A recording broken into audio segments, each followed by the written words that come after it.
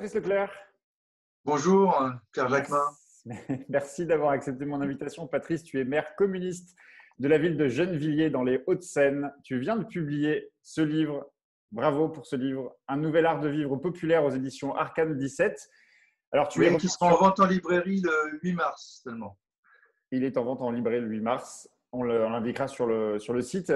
Tu reviens dans ce livre sur la ville, la cité, comme enjeu central, décisif même, de la construction de toute relation humaine. Encore faut-il, et c'est ce que tu précises et que tu expliques dans ce livre, que les villes restent populaires. On va y revenir, mais d'abord, un mot sur le logement, parce que hier, la Fondation Abbé Pierre révélait son rapport annuel sur la situation du logement. Alors, bien, bilan sévère sur la politique d'Emmanuel Macron, sur le quinquennat, chute de la construction du logement. Bilan sévère aussi sur la hausse de la précarité locative, hausse du nombre de sans-abri.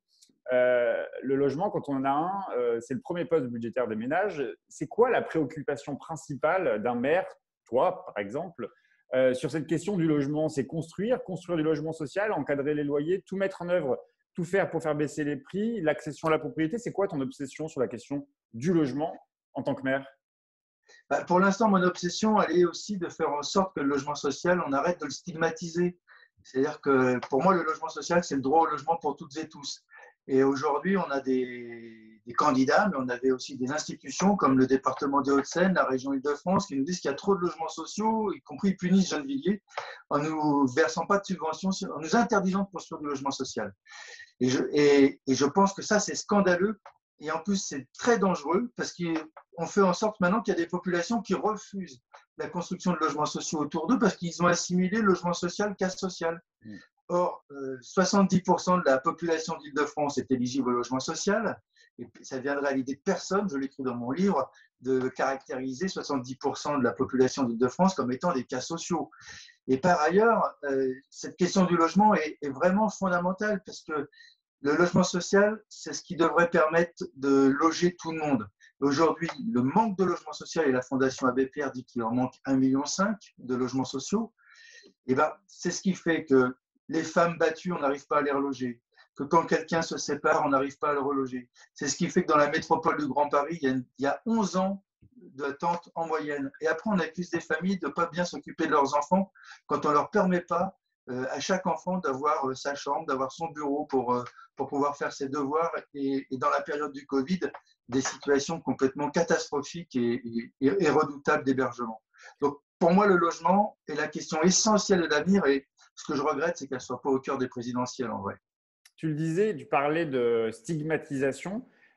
Souvent, les quartiers populaires sont largement stigmatisés, discriminés. On fait énormément de raccourcis. On voit dans les médias qu'on parle souvent des quartiers populaires pour ne parler que des questions de sécurité, voire plutôt d'insécurité.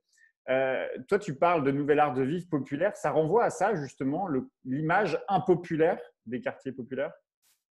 Moi, je suis fier d'être d'un milieu populaire déjà, et je pense qu'il faut que l'on se batte pour que notre origine populaire soit valorisée, y compris parce que le monde de la générosité, de la solidarité, il existe dans ce monde populaire.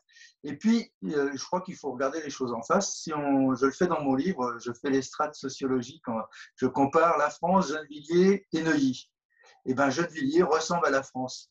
Et je dis que les quartiers populaires, c'est la France normale. C'est la France de celles et ceux qui se lèvent tôt pour travailler ou qui sont au chômage. C'est la France des employés, des ouvriers, de ces métiers essentiels. C'est la France normale. Et donc, il faut arrêter de stigmatiser cette France normale. On devrait plutôt être fiers de celles et ceux qui font tourner notre pays et qui font que les choses essentielles soient assumées. Et je crois que c'est important de revenir là-dessus parce que l'humiliation des quartiers populaires et des catégories populaires, c'est redoutable en politique, ça explique l'abstention, ça explique du ressentiment, ça explique toutes nos difficultés politiques. La France normale, c'est la France populaire, tu viens de le dire. Mais ce mot populaire, il a été quand même largement galvaudé. Qu'est-ce que tu y mets dans le populaire? C'est quoi populaire pour toi? C'est quoi un nouvel art de vivre populaire?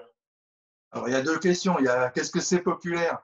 Donc, dans populaire, c'est les gens normaux. C'est les personnes qui n'ont que leurs bras et leur tête pour vivre. C'est celles et ceux qui ne spéculent pas, qui ne sont pas dans les rentiers ou les personnes qui sont nées avec une petite cuillère en argent dans la bouche, comme je le dis aussi dans mon livre. Et un nouvel art de vivre populaire, c'est se prendre les questions politiques du moment c'est l'enjeu environnemental, c'est s'attaquer à cette idée que nos enfants, nos petits-enfants peuvent mourir, disparaître à cause de cet enjeu climatique. Et ce n'est pas la planète qui est en risque, mais bien nos petits-enfants. Et c'est se prendre aussi cet enjeu de revaloriser, même de changer les modes de production. Dans cette période de Covid, on se dit il faut relocaliser et en même temps les productions. Et en même temps, si l'aspiration pour nos enfants, c'est qu'ils ne fassent pas les mêmes métiers que nous de notre monde populaire, il va y avoir un problème. Et donc, il faut revaloriser et de manière salariale, mais aussi sur une autre façon de produire, c'est retrouver du sens dans la production. C'est déprolétariser, je ne le dis pas dans le livre exactement comme ça, mais c'est déprolétariser le travail de ces catégories sociales qui sont soit en aide à la personne, mais soit aussi à l'entreprise. Tu dis d'ailleurs, tu écris les couches populaires ont droit et besoin de beau. C'est une question de dignité, tu écris. Alors le beau, on le sait tous, c'est subjectif. C'est quoi le beau dans la ville? C'est déjà de ne pas avoir honte de où on habite, c'est d'avoir des rues nettoyées, des immeubles propres. C'est que quand on invite en fait, c'est très simple, c'est quand on invite des amis, tu as raison, c'est subjectif, mais déjà, il y a un critère tout aussi subjectif, c'est est-ce que l'on peut inviter des amis, sa famille chez soi sans avoir honte de son environnement? Voilà, pour moi, et même mieux, est-ce qu'on peut inviter ses amis et sa famille en étant fier de l'endroit où on habite? C'est un enjeu politique dans nos quartiers important qui nécessite que chacune et chacun travaille à investir ces quartiers pour améliorer le cadre de vie des gens et d'habitation aussi, parce que la question du logement, on en parlait tout à l'heure, c'est aussi une question importante. Tu consacres un chapitre à la jeunesse et à la police. Tu dis que la jeunesse a peur de la police, que la police a peur de la jeunesse. Tu plaides pour la suppression des brigades d'intervention policière et tu dis qu'il faut passer des forces de l'ordre aux gardiens de la paix. Tu poses la question en ces termes dans le livre: de quelle police avons-nous besoin? Alors, de quelle police avons-nous besoin, Patrice? Oui, alors déjà, il faudrait moins faire appel à la police. Parce que dans ce chapitre, je le conclus en disant c'est pas la police qui doit régler les problèmes dans les cages d'escalier. On a déjà échoué à partir du moment où c'est la police qui vient parce que des jeunes perturbent les halls d'immeubles. Je pense qu'il faut que la communauté des adultes reprenne le pouvoir, entre guillemets, de son environnement et de ses relations avec la jeunesse et d'arriver à travailler à un respect mutuel entre générations. Ça passe par quoi? Parce qu'on pourrait tenter de dire, là, tu as un discours presque de Valérie Pécresse qui dit qu'il faut responsabiliser les parents. Ça passe par quoi quand tu dis non, ça? non, je ne parle pas de responsabilité. C'est les associations, c'est le développement culturel, associatif, c'est tout ça? J'ai bien parlé de communauté des adultes, je n'ai pas parlé des parents, et c'est bien le terme exact.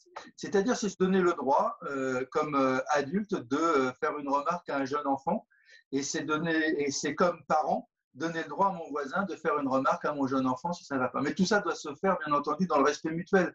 Des enfants qui ressentent un respect mutuel, qui ressentent que les adultes de leur quartier, de leur cage d'escalier, sont là pour les aider. Ce sont des jeunes qui plus tard considèrent aussi que ces personnes sont là aussi pour les aider. Il faut retrouver cette confiance. Il faut redonner confiance à la jeunesse en elle-même et il faut redonner confiance dans nos relations sociales. Et je pense, bien sûr, il y aura besoin de police sur des cas extrêmes, sur le trafic de drogue, sur des violences physiques. Mais l'essentiel, c'est une communauté des adultes qui n'abandonne pas ses relations mutuelles. C'est aussi ça le nouvel art de vie populaire. Je le dis à un moment, en paraphrasant peut-être un proverbe africain, il faut tout un village pour élever un enfant. Eh bien, il faut toute une ville pour élever un enfant et un jeune. Et c'est toute une ville qui doit se considérer co-responsable de l'éducation de la jeunesse et des enfants. Qu'est-ce que tu réponds à ceux qui, à droite beaucoup, mais une partie de la gauche aussi, accusent des maires comme toi de laxisme, voire de naïveté sur la situation, notamment des quartiers populaires? Qu'est-ce que tu leur réponds? Qui regarde les résultats à Gennevilliers, la délinquance a baissé, les relations sont plutôt apaisées. Je ne dis pas que c'est parfait parce qu'il y a toujours des problèmes, il y a des actes de délinquance qui existent, mais je leur réponds aussi que l'expérience est faite sur ces 20, même presque 30 dernières années où le niveau sécuritaire a été augmenté, c'est-à-dire que la police est de plus en plus armée, la police est de plus en plus en intervention sécuritaire. Il y a de plus en plus de peines, parce que contrairement à ce qui est dit, les peines sont de plus en plus importantes, même, et la jeunesse est de plus en plus en risque de connaître des gardes à vue ou de la prison. Je prends l'exemple, quand j'étais jeune, j'ai envahi 2 fois l'ambassade d'Afrique du Sud, j'ai cassé l'Office du tourisme d'Afrique du Sud. Je n'avais pas le sentiment à cette époque-là de risquer 2 ans de prison ou 48 heures de garde à vue, voire de me prendre une balle. Aujourd'hui, un jeune qui fait une manifestation devant son lycée prend plus de risques et il peut pas se prendre un flashball. C'est complètement différent comme situation. Et donc, cette escalade sécuritaire aggrave la situation plutôt que de la résorber. Plus des jeunes font connaissance de la police tôt, plus des jeunes connaissent la garde à vue, plus les jeunes connaissent même de la prison, plus c'est banalisé. Et donc, il faut sortir de cette banalité de la violence et de la répression. Il faut revenir à un dialogue et à des actes éducatifs. C'est l'échec du tout répressif que l'on connaît aujourd'hui. Encore un mot sur la jeunesse, parce qu'aujourd'hui, sort une étude de l'Institut Montaigne auprès de 8000 jeunes et qui pointe une désaffiliation politique très significative et surtout très inquiétante des 18-24 ans. Ça ressemble à quoi une politique jeunesse dans une ville de gauche? Eh ben, ça ressemble à une volonté de donner les rênes à ces jeunes, de pousser le débat politique, ce qui n'est pas simple, hein, parce que, alors sur la désaffiliation qui existe par rapport aux partis existants certainement, mais Dabi, dans son livre du sondeur de l'IFOP, là, il remarque aussi qu'il y a une rupture générationnelle entre les jeunes et ma génération à moi. Et il y a une jeunesse qui est beaucoup plus encline à s'occuper des questions internationales, des questions de climat. Il y a plein et à la solidarité même du quotidien. Je vois Question sociétale, question de racisme, effectivement, c'est ce qui ressort de l'étude. Voilà, et par exemple, dans ma ville, les jeunes sont très mobilisés pour faire des maraudes, pour aider les SDF, pour aider les gens en difficulté. Pendant la Covid, ils étaient très mobilisés pour nous aider à distribuer. Une politique jeunesse, c'est de faire des expériences à cette jeunesse que le service public peut être à leur côté. C'est-à-dire que le service public les a aidés à organiser ces maraudes. Le service public les a aidés à distribuer ces paniers alimentaires. C'est de retravailler du lien et de faire des expériences concrètes.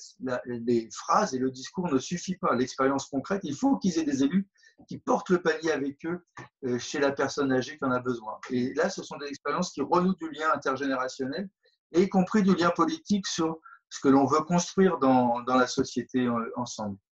Tu écris qu'il faut ralentir la ville. Tu en as parlé tout à l'heure en début d'entretien, qu'il faudrait rapprocher les lieux de production des consommateurs. Ça veut dire quoi à l'échelle d'une ville comme la tienne, Gennevilliers? Ralentir la ville? Ralentir la ville, c'est d'abord faire que le débat politique, on prenne le temps. Donc, par exemple, je souhaite un débat public, c'est aussi pour ça que j'ai fait ce livre, c'est pour avoir un débat public conflictuel, parce que je n'ai pas l'ambition d'avoir raison sur tout et d'avoir toutes les solutions, malheureusement, je dirais presque, mais c'est de pouvoir organiser une dispute publique autour de cette idée, inventer un nouvel art de vie populaire. Et si je veux que cette dispute publique ait vraiment lieu, et avec des gens, y compris éloignés de la politique, il faut prendre du temps, ça ne va pas se régler en un mois. Et donc, on a pris 16 mois où on va aller dans les quartiers, discuter, où on lance des idées, que les gens puissent les ruminer, et que les gens puissent les contester. Et donc, il faut du temps pour cela. Moi, c'est l'expérience de l'époque Sarkozy, où tous les jours, il nous sortait un truc, et visiblement, la gauche, on n'arrivait plus à répondre, tellement ça allait vite. Et les milieux populaires décrochent sur ces aspects. Et puis, on a besoin de temps aussi pour se forger une idée. C'est-à-dire que cette société où on a tout de suite maintenant, ça ne marche pas vraiment. Il faut du temps pour construire des idées, y compris il faut du temps pour faire des expériences qui nous permettent de changer nos idées et de travailler le dialogue, essayer de comprendre ce que pense l'autre, ce qui est important d'ailleurs pour avoir un vrai dialogue. J'ai une dernière question, Patrice. Tu écris dans ton livre, pour conclure, que, je te cite, la crise sanitaire a questionné la société sur cette loi de l'argent qui domine le monde et le fragilise, sur l'intérêt des communs, comme le service public de santé, sur une autre vision des métiers essentiels, sur la taille de nos logements, sur notre rapport à la vérité, au travail, aux connaissances scientifiques, mais aussi aux solidarités en temps de crise. Et comment tu expliques justement que la gauche et les écologistes n'apparaissent pas comme l'alternative, comme une alternative crédible à ce monde? Comment tu expliques que la droite et l'extrême droite fassent la course en tête dans cette présidentielle, loin, très loin devant la gauche? La gauche et les écologistes, on arrive à être les plus cons du monde là en ce moment. Moi, je suis malheureux en ce moment. Alors que l'on aurait pu, dans cette période, faire la démonstration que l'auto-entrepreneuriat, c'est moins efficace, moins solidaire que le salariat, par exemple, dans cette période de Covid, où il fallait mieux avoir du chômage partiel pour résister à la pandémie que de ne rien avoir du tout quand on est auto-entrepreneur. C'est aussi des métiers essentiels. On n'a pas été capable de mener ça. Et cette division de la gauche, pour moi, est extrêmement catastrophique et on n'est pas à la hauteur des enjeux. Je pense qu'il faudrait reprendre cette question de la décroissance pour être obligé de retravailler notre rapport au travail, nos modes de production, nos rapports à la vie, nos rapports entre nous et nos rapports, en fait, au final, sur on vit en société, pourquoi faire? Quelle est la marche pour trouver le bonheur de chacune et de chacun? Et cette société, elle fait quoi pour permettre à chacune et chacun de marcher vers son bonheur? Parce que ce n'est pas à la société de dire qu'est-ce qui rend heureux, mais c'est à la société de créer les conditions pour que chacune et chacun travaille à son bonheur. Et ce bonheur, ça ne peut pas être le tout à la consommation comme on le connaît aujourd'hui, ça ne peut pas être le pouvoir d'achat, ça ne peut pas être la croissance perpétuelle qui ruine la planète. Et donc, il y a vraiment à réinventer beaucoup. C'est pour ça que je parle de inventer un nouvel art de vivre populaire parce que l'enjeu est de taille. Je lis et j'écoute beaucoup. La transition écologique, il fallait la faire il y a 50 ans. Maintenant, c'est une vraie rupture qu'il faut organiser si on veut s'attaquer aux enjeux de société et de l'avenir de l'espèce humaine. Merci beaucoup, Patrice. Je le redis, inventons un nouvel art de vivre populaire. C'est aux éditions Arcane 17. C'est en librairie à partir de mardi prochain, mardi 8. Mais d'ici là, on peut aller sur le site d'Arcane. Non, mais c'est mardi 8 mars. Donc, là, 8 on est en mars. février. Donc, on peut déjà le précommander sur le site de Arcane 17. On peut l'acheter directement sur le site d'Arcane 17, oui, c'est plus sûr. Merci beaucoup, Patrice. Il faut l'envoyer au candidat à l'élection présidentielle, ton livre. Il faudrait qu'il le lise surtout. Merci à toi. Merci.